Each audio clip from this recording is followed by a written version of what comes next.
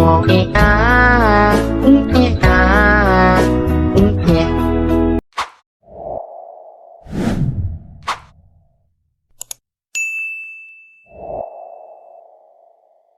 ditunggu punya tunggu, Wak. Pada saat itu Caca masih belum bereaksi apa-apa nih. Bahkan kondisi tubuhnya masih sama persis macam kayak tadi itu. Nah, dia masih kaku, biru, terus... Hai, wassalamualaikum warahmatullahi wabarakatuh. Terima kasih sudah klik video ini. Senang sekali malam ini aku bisa menyapa kalian semua di sini. Aku ngucapin terima kasih banyak buat kalian yang memang sudah sampai hari ini masih selalu setia dengan channelnya Nadia Omarah ini. Makasih banyak untuk semua dukungan dan juga doa-doa kalian ya, Wak ya. Dan selain itu juga aku pengen ngucapin juga selamat datang nih buat kalian yang baru bergabung di sini yang mungkin iseng aja nengok video, ada video aku tak dikliknya nih ya. Perkenalkan, Wak, aku Nadia Omarah. Di channel ini aku akan rutin mengupload video 4 kali seminggu, setiap malam Minggu, malam Rabu, malam Jumat, sama malam Senin, ya kan? Nanti di malam Minggu aku akan menceritakan kisah kriminal, malam Rabu aku akan bercerita tentang sejarah dan juga biografi, dan juga biasanya di malam Rabu ini aku bercerita tentang sejarah Islam juga, Wak. Ada juga kisah-kisah Nabi, biografi para sahabat dan lain-lain lah. Terus malam Jumat nih akan ada kisah horor Wawa. Apa itu, Nadia, kisah horor Wawa atau KHW nih? KHW itu adalah pengalaman horor nyata yang dialami oleh Wawa sekalian atau penggemar atau pengikut aku. Dan di malam Senin aku akan ada kisah horor Wawa Special Edition. Dan di KHW Special Edition ini kemarin kita sudah punya KHW spesial Nusantara dari semua provinsi yang ada di Indonesia. Lalu saat ini kita sudah memasuki di KHW spesial berikutnya, yaitu KHW internasional. Dan sesuai jadwal yang sudah aku sebutkan tadi, Wak, karena malam ini juga bertepatan dengan malam Jumat, ini berarti sekarang gilirannya aku nemenin kalian dengan menceritakan KHW atau kisah horor Wawa yang udah masuk part 224. Nanti buat kalian yang nggak mau ketinggalan kisah 1 sampai sekarang nih, kalian boleh langsung aja ke playlist cari KHW part 1 sampai 224. Insya Allah aku update terus ya. Ini aku harus kenalkan diri juga nih buat Wawa yang baru join kan, nanti entah waktu mereka klik ini siapalah cewek ini, dia upload nih kapan aja gitu. Jadi aku perkenalkan diri juga kan, nggak sering-sering juga aku kenalkan diri kan, Wak. Oke dah, kita lanjut aja. Jadi sesuai dengan apa yang sudah aku tulis di judul, Wak, kisah yang akan aku ceritakan hari ini berkaitan dengan peliharaannya Kai Buyut atau kakek buyut. Pasti banyak juga di antara kalian yang punya peliharaan kan, bisa jadi peliharaan kucing, anjing, kelinci, atau mungkin hewan ternak nih macam kambing, sapi dan lain-lain. Rasanya kan punya hewan peliharaan ini pasti senang kan, Wak? Pasti agak gemas-gemas juga lah mereka ini kan. Tapi gimana nih jadinya kalau ternyata hewan yang kita pelihara itu adalah sosok gaib? Apakah akan menggemaskan atau malah membahayakan? Nah ini nih, di KHW kali ini aku akan menceritakan soal peliharaan dari si Kai Buyut ini. Jadi gimana kisah selengkapnya? Tanpa berlama-lama kita langsung masuk aja ke ceritanya ya. Check it out.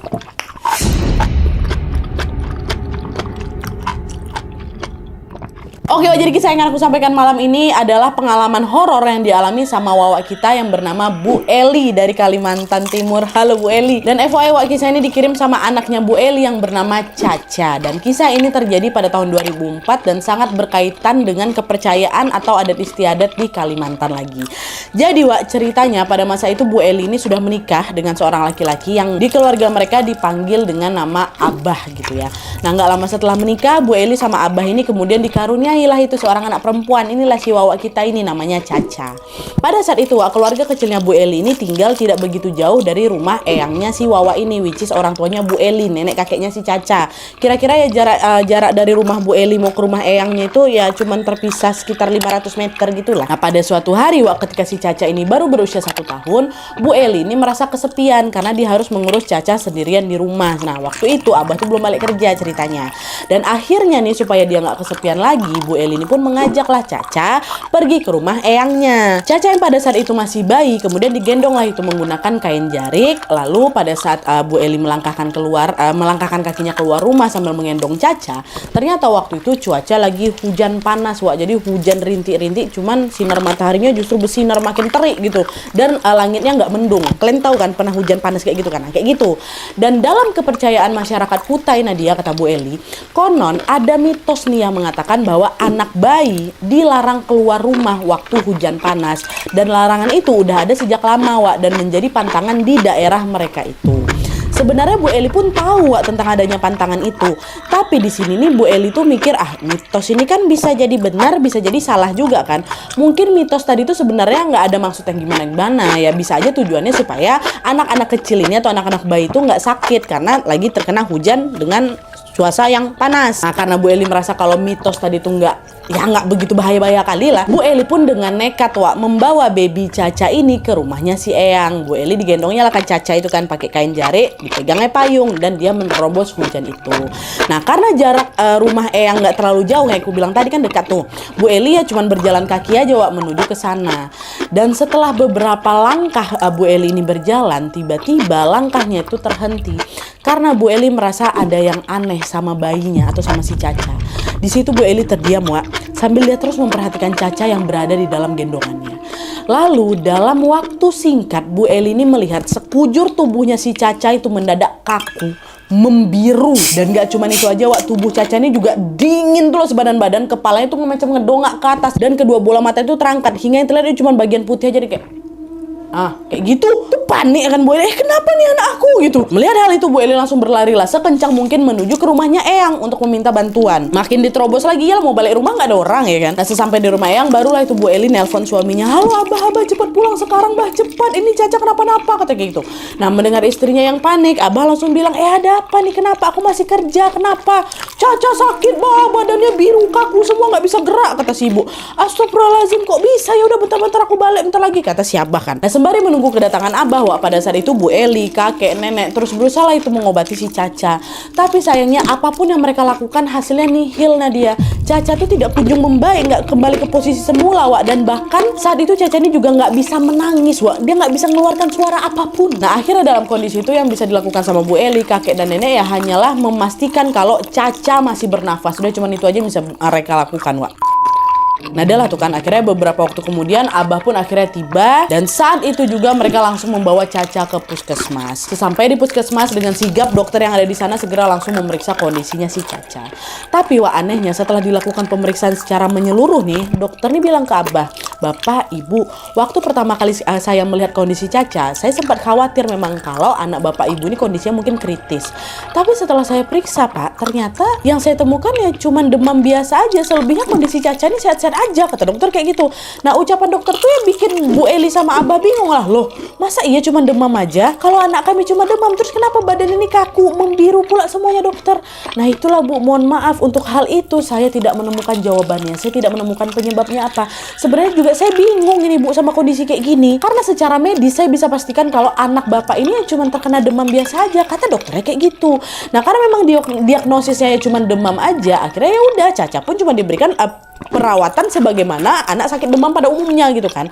Dan karena memang dokternya juga tidak tahu harus berbuat apa lagi di sini Bu Eli sama abah pun memutuskan untuk udahlah bawa aja lah Caca balik ke rumah. Di sini juga cuma dikasih perawatan demam aja, di rumah pun kita bisa kayak gitu kan. Nah, di sisi lain dengan harap-harap cemas nih ya, kakek sama nenek pun terus menanti kabar tentang cucu mereka. Waktu itu mereka nggak ikut ke puskesmas. Lalu setelah mereka melihat Bu Eli, abah sama Caca pulang ya, mereka nanya lagi, mana Caca udah diperiksa, apa kata dokter gitu. Bu, kata dokter Caca ini cuma demam. Hah, cuma demam? Gak mungkin lah. Udahlah sini, coba si Caca ini dibaringkan di atas kain jarik. Kakek mau lihat kondisinya secara langsung, kata si kakek. Dia dibentangan lah itu kain jarik, ditaruhlah si Caca baby ini di atas kain jarik tuh kan. Nah, waktu si kakek memperhatikan kondisi Caca dengan seksama di situ si kakek bilang, kakek rasa ada yang aneh lah ini sama Caca. Coba lah kau tengok, badannya biru, kaku, kaki tangannya tegak lurus, jadi gini gini, bukan yang mengepal gitu tangannya, kakinya pun kaku panjang kayak gitu. Terus mulutnya nih monyong kayak gitulah mungkin kan. Terus sama kepalanya tuh ngedongak ke atas. Kalau cuma sakit biasa nggak mungkin kayak gini nih. Nah, apa yang disampaikan sama si kakek ngebuat Bu Eli langsung ngebatin, astagfirullah, yang kakek bilang ini betul juga sih. Setelah aku lihat kok gestur anak aku ini mirip buaya ya, kata Bu Eli. Nah, kekhawatiran itu tercetus dalam hatinya Bu Eli tapi belum sempat Bu Eli ini ngomong apa-apa, di situ kakek juga langsung bilang kayak gini, Caca ini harus dibawa ke rumah Kai Buyut. Sepertinya Kai Buyut tahu sesuatu tentang ini, dan FYI Kai Buyut itu adalah sebutan untuk kakek buyut dan pada masa itu kakek buyutnya si Caca tuh masih hidup juga. Nah, biasanya kan kakek nenek kita dari generasi atas tuh memang lebih tajam gitu lah kan soal urusan semacam ini kan. Itulah kenapa kakek pun menyarankan Caca untuk dibawa ke rumahnya Kai Buyut ya. Kita bawa ke rumah Kai Buyut. Udah lah tuh kan, sesampainya di rumah Kai Buyut sama seperti tadi juga, Kai Buyut ini meminta si Caca ini untuk dibaringkan di atas kain jarik. Lalu dengan wajah yang serius Kai Buyut pun mulailah itu memeriksa kondisinya si Caca. Nah, setelah diperiksa saat itu tiba-tiba Kai Buyut langsung mengucapkan istighfar berkali-kali. Astagfirullah, astagfirullah, Astagfirullah, katanya, kenapa Cicit aku bisa kayak gini keadaannya? Coba ceritain semuanya lah, awalnya gimana nih dia bisa jadi kayak gini, kata Kak Buyut kan. Sambil menahan tangis, Bu Eli pun lalu menceritakan lah itu kronologi kejadiannya dari awal sampai akhir. Jadi gini Kai, tadi tuh awalnya aku cuma mau ngajak Caca main ke rumah nenek aja. Pas keluar rumah ternyata kondisinya lagi hujan panas Kai. Tapi aku nekat tuh nerobos hujan panas itu pakai payung. Nah, udah tiba-tiba beberapa langkah badan Caca ada kaku biru kayak gini, kata Bu Eli. Nah, setelah menyimak cerita dari Bu Eli itu dengan tatapan yang serius, Kak Buyut ya coba diangguk-anggukkan ya kan gitu kan kepalanya sambil ngomong kayak gini. Sekarang kalian siapkan kain kuning, buah kelapa dan juga adonan kue. Nanti adonan kue itu harus dibuat jadi 100 buah kue atau 100 keping kue dengan bentuk yang berbeda-beda. Ingat ya, semua bentuk kuenya nggak boleh ada yang sama. 100 kue nih, bentuknya aja nggak boleh sama gitu. Nanti kalau sudah selesai, bawa semuanya ke sini. Dan setelah itu Kai akan coba usahain ngobatin si Caca, kata Kak Buyut kayak gitu kan. Nah, dengar perintah Kak Buyut, pada saat itu juga Bu Eli, Abah dan keluarganya yang lain langsung menuruti tanpa bertanya apa-apa. Disiapkanlah semua tadi persyaratan-persyaratan itu. Nah, singkat cerita, setelah 100 keping kue itu jadi Wak, dan semuanya yang dibutuhkan juga sudah siap, Kak Buyut pun langsung memulai proses pengobatannya si Caca. Nah, pertama-tama Wak, kain kuning yang sudah disiapkan itu diikat tuh ke tiang rumah. Jadi macam dibikin macam ayunan gitu. Lalu buah kelapanya ditaruh tepat di bawah ayunan itu ya. Ini ayunan buah kelapa. Terus 100 keping kue yang udah dibuat yang nggak beda bentuknya itu disusun tuh mengelilingi ayunan. Ya kan, dibuat, kebayang ya. Nah, setelah semuanya siap, Caca pun kemudian diletakkan lawak di dalam ayunan itu. Nah, Bu Eli tuh pertama nggak tahu tuh tepatnya apa yang dilakukan sama Kak Buyut. Tapi Wak, yang jelas setelah Caca ditaruh di dalam ayunan itu, Kak Buyut pun memandang ke arah Bu Eli dan semua keluarga yang hadir di sana sambil berkata lirih kayak gini. Tolong didengar ya semuanya. Ini kondisi ini gawat. Tolong semua berdoa. Perhatikan kondisi Caca baik-baik. Semoga nanti pada saat diayun, Caca nggak pipis atau nggak buang air kecil dan mengenai kelapa yang ada di bawah serta kue-kue yang ada di bawahnya. Kalau sampai Caca pipis atau kalau sampai hal itu terjadi, Kai udah nggak tahu lagi harus melakukan apa. Karena bisa saja Caca ini nggak tertolong. Itu kata Kak Buyut. Nah, ucapan Kak Buyut itu pun langsung bikin jantung mereka langsung dung, langsung berdetak kencang Wak. Deg-degan juga lah mereka. Dalam waktu singkat suasana di sana pun jadi menegangkan. Di situ mereka hanya bisa berdoa sambil terus memperhatikan apa yang dilakukan sama Kak Buyut selanjutnya. Si Caca ini nggak boleh pipis nih, kalau pipis kena ke kelapa tuh nggak bisa selamatkan lagi kan intinya. Nah, terus gak lama kemudian Kak Buyut pun berjalan Wak mendekati Caca dan mulai macam mengayun-ayunkan kain kuning tadi dulu, macam lagi nindurin bayi. Nah, dari gerak mulutnya terlihat kalau pada saat itu Kak Buyut ini sedang merapalkan sesuatu. Lalu tiba-tiba terdengar nih Wak Kak Buyut ngomong kayak gini pakai bahasa sana kan, udah ya, jangan kau ganggu lagi anak cucu dan semua keturunanku. Kasihan mereka nggak tahu apa-apa. Masalahmu kan cuman sama aku aja. Jangan sampai keluargaku yang kau libatkan. Udah ya, kata dia. Aduh, merinding aku. Nah, mendengar ucapannya Kak Buyut, Wak, di situ Bu Eli sama keluarga yang lain pun sempat keheranan tuh. Sebenarnya Kak Buyut ini lagi ngomong sama siapa nih? Kenapa dia ngomong kayak gitu juga? Tapi meskipun penasaran di situ, Wak, di situ mereka nggak berani nanya apa-apa lah, orang lagi ritual kok gitu kan istilahnya. Lagi-lagi yang bisa mereka lakukan di sana cuma terdiam dan terus membaca doa. Udah lah tuh, sambil terus mengayun-ayunkan kain kuning tadi Wak, terdengar juga Kak Buyut nih bilang lagi kayak gini. Makasih kamu sudah menjagaku selama ini. Tapi sekarang aku mau balik ke keadaan yang tenang aja. Toh dunia kita juga sudah berbeda. Maaf kemarin aku asal melepasmu tanpa memberi apa-apa. Ini terakhir kali aku memberimu makan.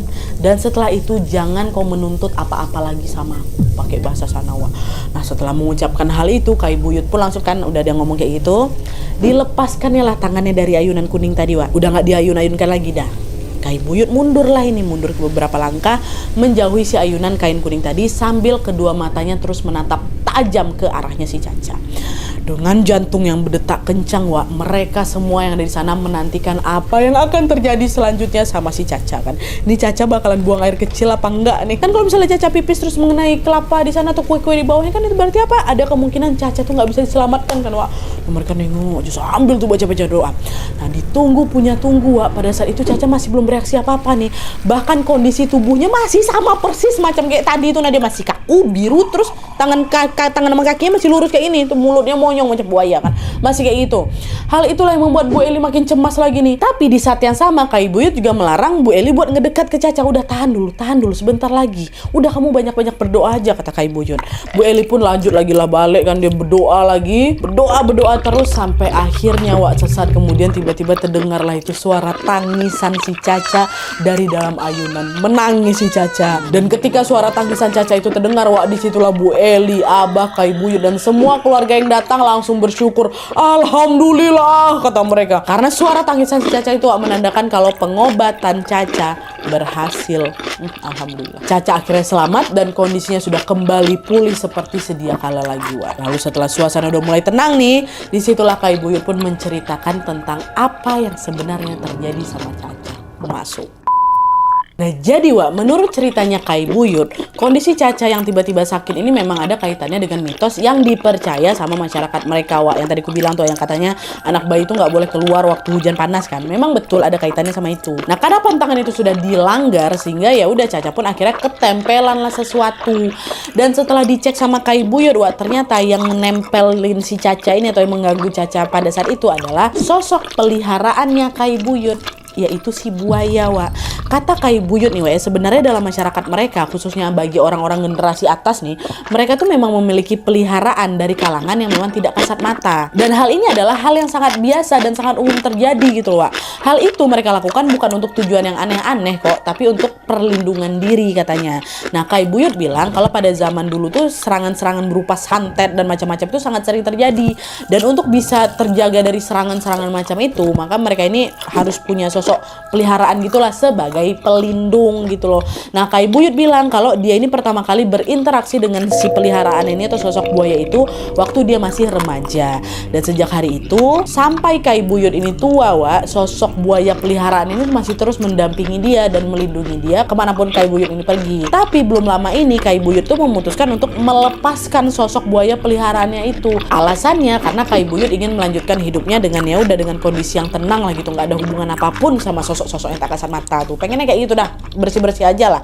Cuman masalahnya si buaya ini nggak terima sama keputusannya Kak Buyut dan selain itu juga ada hal lain yang membuat si buaya ini marah. Lah kenapa si buaya ini marah Nadia? Nah jadi ternyata ceritanya nih beberapa waktu yang lalu Bu Eli sama Abah ini kan sempat membuat acara syukuran gitu kan atas kelahiran anak mereka which is Caca. Nah acara syukuran itu diadakan menggunakan adat Banjar. Nah ini sedikit tambahan informasi juga dari Bu Eli dalam keluarganya mereka Abah itu memang berasal dari suku Banjar, sedangkan Bu Eli berasal dari suku Kutai. Lalu pada saat mereka melakukan acara syukuran dengan menggunakan adat Banjar rupanya hal itulah yang memicu kemarahan dari si buaya itu, karena si buaya ini beranggapan kau mau nikah dengan siapapun selagi ada darah Kutai mengalir di tubuhmu maka gunakanlah adat Kutai. Ini anggapan si buaya dan entah apa juga yang membuat si buaya itu beranggapan demikian. Pada saat itu Kak Buyut juga yang nggak bercerita lebih lanjut lagi entah kenapa si buaya itu maunya kayak gitu loh. Padahal mah sah-sah aja mau pakai adat Banjar, adat Kutai nggak apa-apa, cuman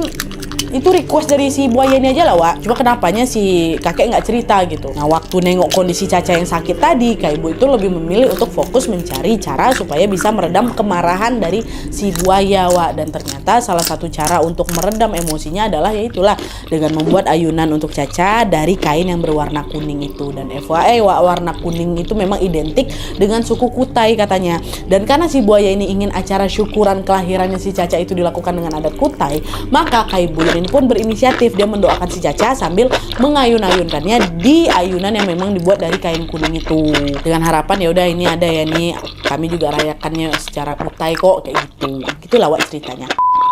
Nah setelah si kakek itu menuruti keinginan buaya yang pengen ada acara syukuran kelahiran Caca dilakukan dengan adat Kutai tadi walaupun dengan cara demikian, alhamdulillahnya setelah itu si sosok buaya ini sudah tidak pernah lagi mengganggu Caca Tapi untuk betul-betul meredam emosi si buaya itu masih ada lagi nih satu hal lain yang perlu mereka lakukan, yaitu memberinya makan. Masih ingat kan tadi Bu Eli dan keluarga kan sempat diminta untuk bikin 100 keping kue yang bentuknya beda-beda kan? Nah masih ingat kan? Nah kue-kue itulah yang nantinya jadi makanannya si buaya itu. Dan konon katanya pada saat itu si buaya itu tinggal di Sungai Mahakam, Wak. Dan kue-kue ini nantinya akan diantar ke sana. Ini pada saat kejadian ya. Tapi pada saat itu bukan Kai Buyut yang mengantarkan kue-kue itu ke Sungai Mahakam, Wak. Ternyata dalam kepercayaan mereka, ini kata Bu Eli ya, kue-kue itu harus diantarkan oleh remaja laki-laki yang usianya sama Kai Buyut pada saat dia pertama kali berinteraksi sama buaya. Jadi harus dicari laki-laki yang seumuran Kai dulunya. Dan kebetulan di keluarga mereka ada nih, Wak, satu orang remaja laki-laki yang usianya kurang lebih sama lah gitu sama Kai Buyut pada saat pertama kali ketemu sama si buaya. Kecepet. Oh ya, nah si laki-laki itu adalah adiknya Bu Eli, namanya Heru. Nah pada saat itu, Kai Buyut langsung lah manggil Heru. Her, sini bentar Her, Kai mau minta tolong nih. Tolong kamu antarkan kue-kue ini ke Sungai Mahakam ya. Tapi ingat, jangan sampai kaki kau menyentuh air sungai. Dan jangan pula kau ambil kuenya, walaupun cuma satu keping. Jangan, biarkan kue-kue itu hanyut di sana, kata si kakek. Dengar itu penasaran lah si Heru kan. Heru jawab, loh kek, emangnya kenapa? Emang kenapa kalau misalnya nanti kaki Heru nggak sengaja kena air? Apa yang akan terjadi kek? Kayak gitu. Bahaya, kata si kakek. Bahaya, soalnya buaya itu udah tahu kalau ada yang mau mengantarkan makanan ke sana. Kalau misalnya kaki kau sampai masuk ke air, bisa-bisa dipikir kaki kau itulah makanannya. Mau kau dimakan buaya? Enggak, Kai, nggak mau aku. Nah ya udah, makanya hati-hati, jangan sampai kena ya. Jangan sampai kena air. Iya, Kai. Aku pergi dulu bentar, assalamualaikum katanya. Udah lah tuh, Heru pun mulailah itu berjalan pergi menuju ke Sungai Mahakam sambil membawa ya nampan itu yang berisi 100 keping kue-kue tadi kan. Sesampai di sana dengan hati-hati tuh, Heru ditaruhnya lah nampan berisi kue-kue itu di tepi sungai kan, nggak mau dia kena kaki. Taruh ya. Sebenarnya waktu itu bisa aja Wak, Heru ini langsung udah ditaruh, balik langsung ke rumah kan. Tapi di situ tuh Heru tuh penasaran pula sama sosok buaya yang dimaksud sama si kakek Buyut ini. Saking penasarannya di situ sampai Si Heru memutuskan untuk udahlah aku diam bentar lah. Aku kan kakiku nggak kena ke apa, cuman aku mau diam bentar, aku mau nunggu sampai si buaya tuh makan si kue yang udah terapung tuh. Nah tunggu dia kan di satu tempat, dia tengok lah kue tuh nampan tuh kan, tengok. Terus tiba-tiba dia denger Wak, ada orang yang manggil dia dari belakang. Nah orang tuh ngomong kayak gini, Heru, udah belum? Kata gitu. Nah, dengar pertanyaan itu, refleks Heru nengoklah ke belakang kan. Belum, kata gitu. Nah, waktu si Heru nengok ke belakang, ternyata nggak ada orang, Wak. Dia pun baru sadar, ya, aku kesini kan sendiri. Siapa tadi yang manggil aku kan? Dia macam nyari-nyari gitu ke belakang. Gegara tahu nggak ada orang di belakang itu, Wak. Dengan cepat si Heru langsung noleh lagi nih ke depan nih, kan ke arah nampan yang lagi terapung itu. Dan tepat ketika Heru menatap ke tepi sungai tempat dia menaruh nampan kue tadi, Wak. Disitulah Heru terkejut karena nampan berisi kue-kue itu udah nggak ada, udah hilang, lenyap entah kemana. Nampan sama kue-kuenya ya hilang. Heran lah si Heru di situ loh. Mana nampan sama kue-kue tadi? Hilang kemana dia? Apa hanyut ke sungai ya? Tapi kalau misalnya hanyut harusnya masih kelihatan ngambang nih. Kok nggak ada? Jangan-jangan udah dimakan pula sama buaya tadi, Kak. Cuma dari tadi aku juga nggak dengar suara apa-apa kok. Karena memang cepat kali, Wak. Ada yang nanya dia kan, Heru udah belum? Belum. Nggak ada orang. Dia tunggu lagi, udah nggak ada. Udah nggak betul nih, kata si Heru. Nah, kejadian itu yang bikin Heru pun langsung merinding sebadan badan. Dan akhirnya karena Heru ini udah mulai ketakutan, tanpa membuang waktu lagi, dia pun langsung beranjak pergi dari sana dan balik ke rumah. Kemanapun perginya nampan dan kue-kue tadi, Heru memilih untuk cari tahu lagi, Wak. Yang terpenting pada saat itu adalah dia sudah menjalankan perintah dari Kai Buyut. Dan juga kondisinya si Caca sudah pulih seperti sedia kali lagi. Kayak gitu, diambil tuh pasti sama buayanya kan. Cuma gak ada riak-riak diambil sama buaya, gak ada suara apa-apa, dah hilang dar gitu. Oke, Wak, jadi itu tadi pengalaman horor yang dialami sama Bu Eli dan keluarganya. Alhamdulillah juga, Wak, sampai hari ini Caca dalam kondisi yang baik dan sehat juga, sehingga ya dia bisa membagikan pengalaman horor yang dialami sama keluarganya ke kita semua di sini. Thank you ya Caca. Kita doakan semoga Caca dan juga seluruh keluarganya, terutama Bu Eli, selalu dalam lindungan Allah Subhanahu Wa Taala, dan dimanapun sosok buaya itu berada, semoga dia sudah tidak pernah lagi mengganggu Caca ataupun siapapun lagi. Amin ya rabbal alamin. Gimana menurut kalian soal cerita ini, Wak? Apa mungkin diantara kalian ada yang pernah punya pengalaman serupa? Dari beberapa cerita yang ku dengar, katanya memang kakek nenek kita tuh khususnya dari generasi-generasi atas lah memang banyak kali loh peliharaannya. Ya peliharaan macam gitulah ya, dan tujuannya memang untuk pelindung atau pendamping. Kalau di keluarga kalian juga ada pengalaman serupa juga nggak, Wak? Kalau ada boleh langsung komen di bawah aja ya. Dan juga nih sebelum cerita ini aku akhiri, perlu aku sampaikan ke kalian bahwa tolong nih, Wak, diingat, apapun yang terjadi, sebaik-baiknya pelindung tetaplah hanya Allah Subhanahu Wa Taala.